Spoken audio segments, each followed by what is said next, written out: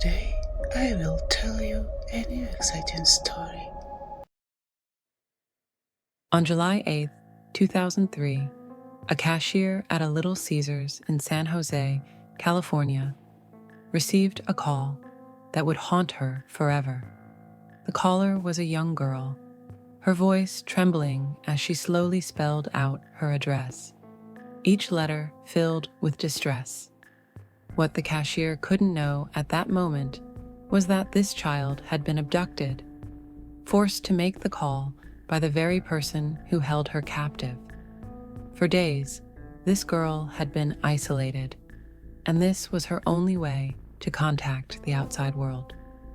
The kidnapper had just come upstairs, carrying a pizza box and a flyer.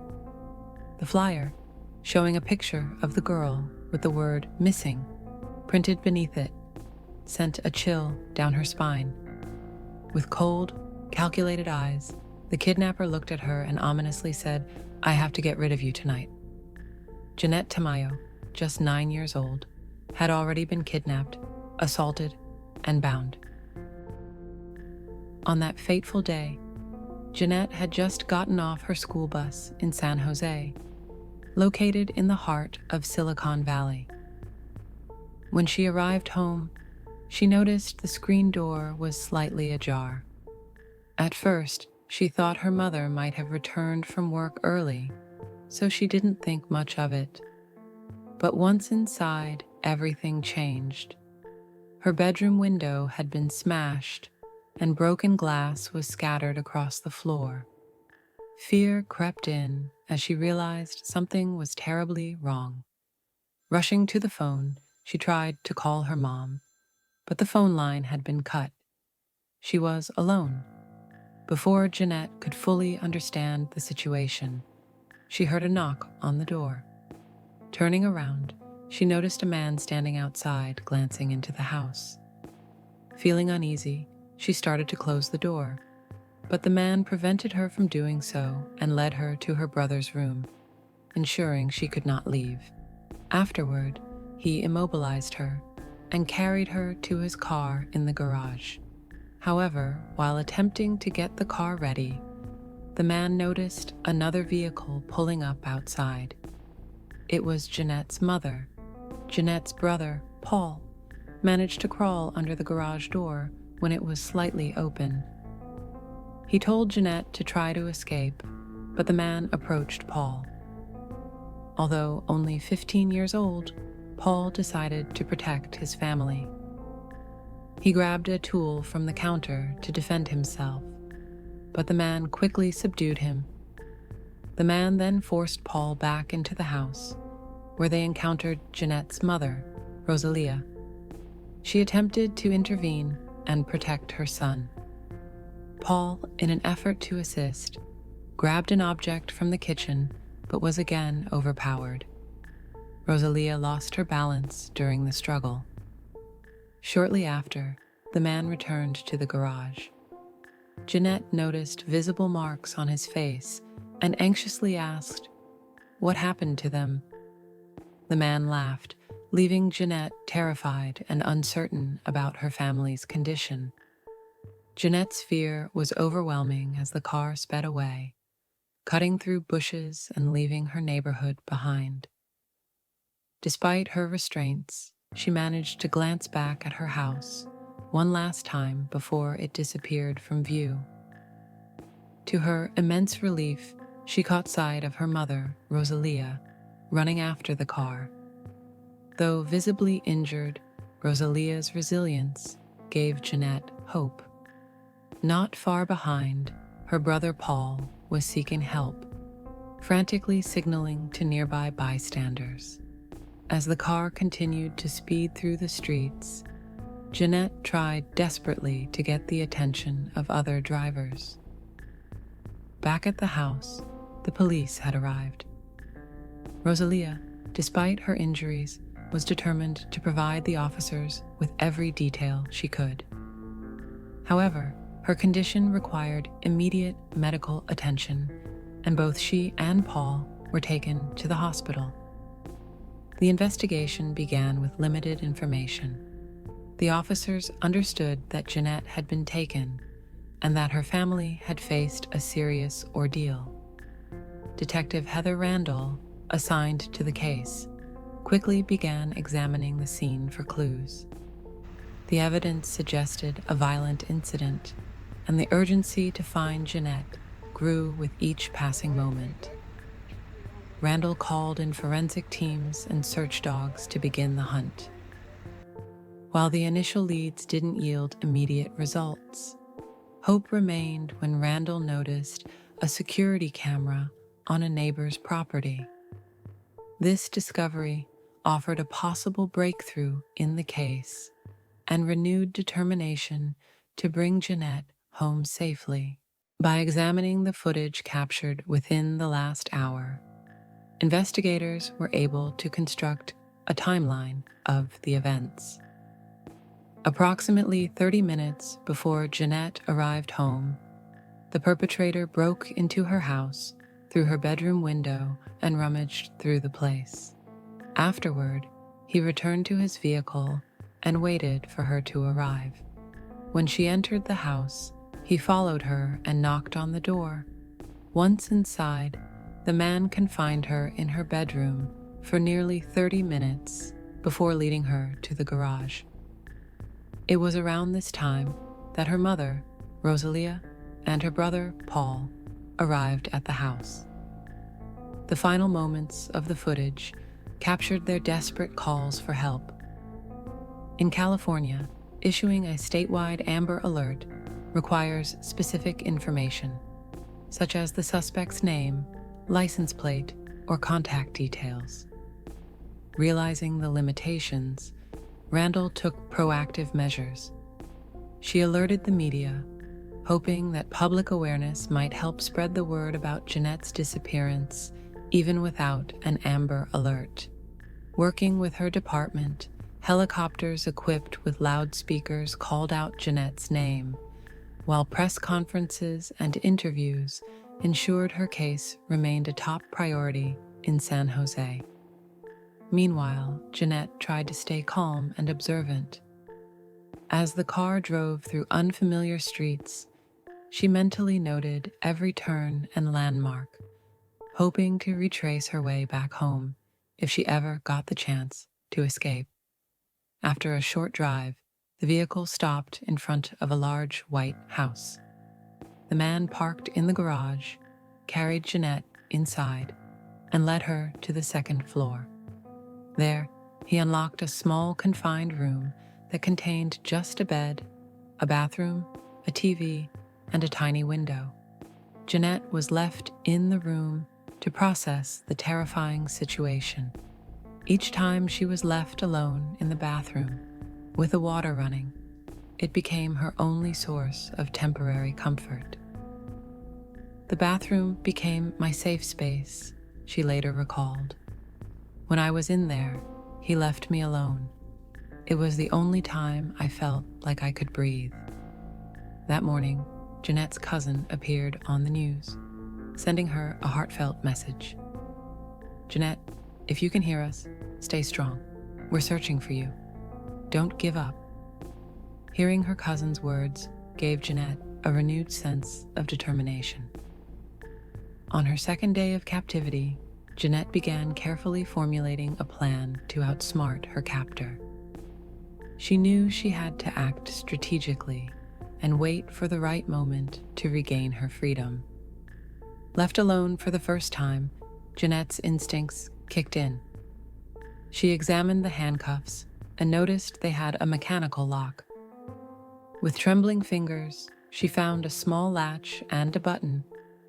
After some effort, she managed to unlock the handcuffs. Now freed, she acted quickly, knowing her time was limited. Inspired by crime shows she had watched with her brother, she thought about leaving behind clues that could help the police identify her captor. She grabbed the man's watch from the nightstand, a clay turtle he had left among some toys, and finally, a personal item from the bathroom that could serve as evidence. She hoped these items would provide leads if the worst were to happen. Hearing footsteps approaching, Jeanette hurriedly returned to the bed, reattaching the handcuffs just in time. Her heart pounded as her abductor entered the room. She silently prayed he wouldn't notice what she had done or find the items she had hidden. Meanwhile, Jeanette's family was growing more desperate. 3 days had passed with no significant breakthroughs in the investigation. Jeanette, despite the ordeal, stayed focused on her plan. She knew that manipulating her captor was her only chance of survival.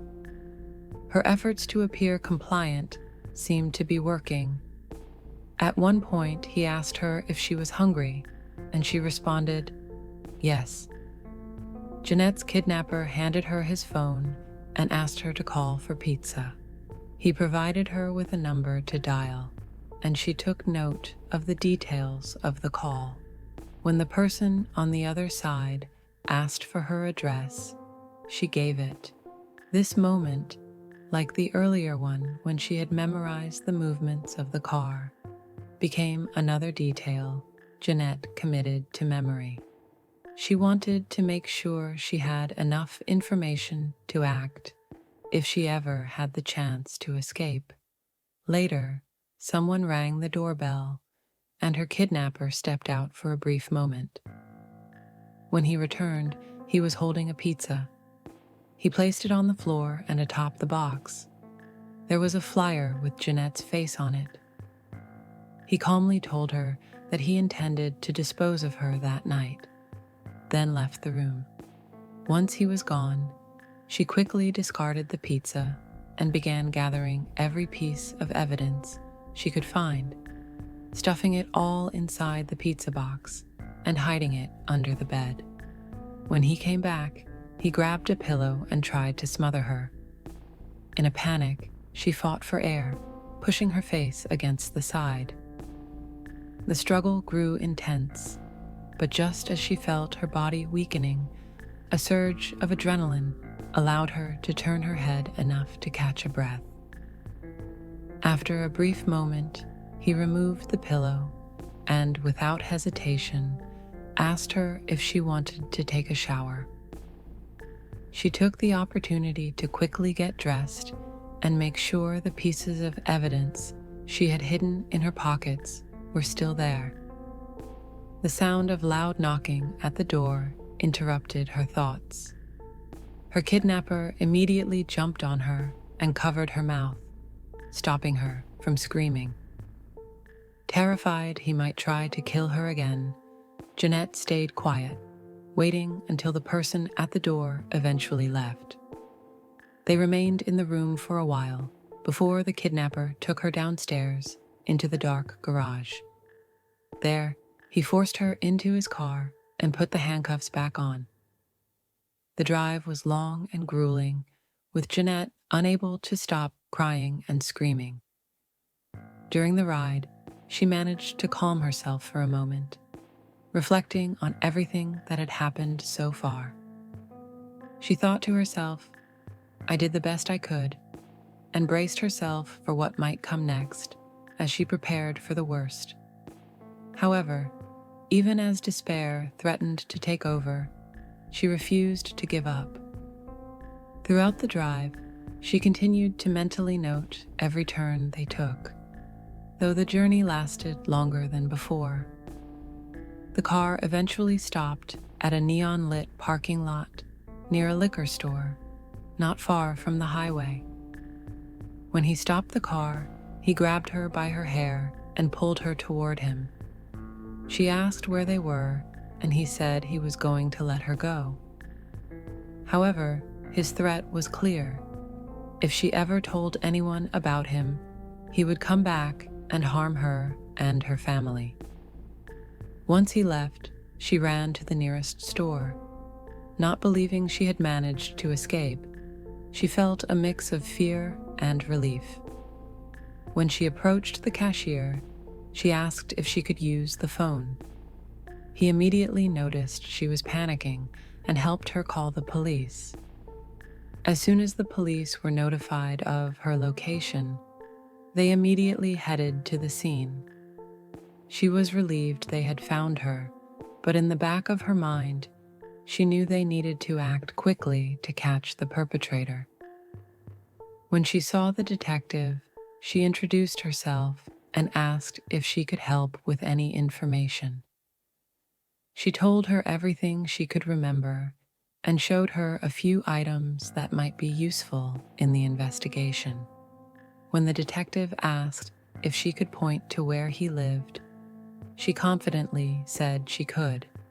With the information she provided, the police quickly tracked down his address, and she felt a sense of relief. They were close to catching him. After Jeanette managed to escape, the police quickly coordinated a response and sent a tactical team with K-9 units to apprehend the criminal. Everything she had managed to share allowed them to create an effective plan.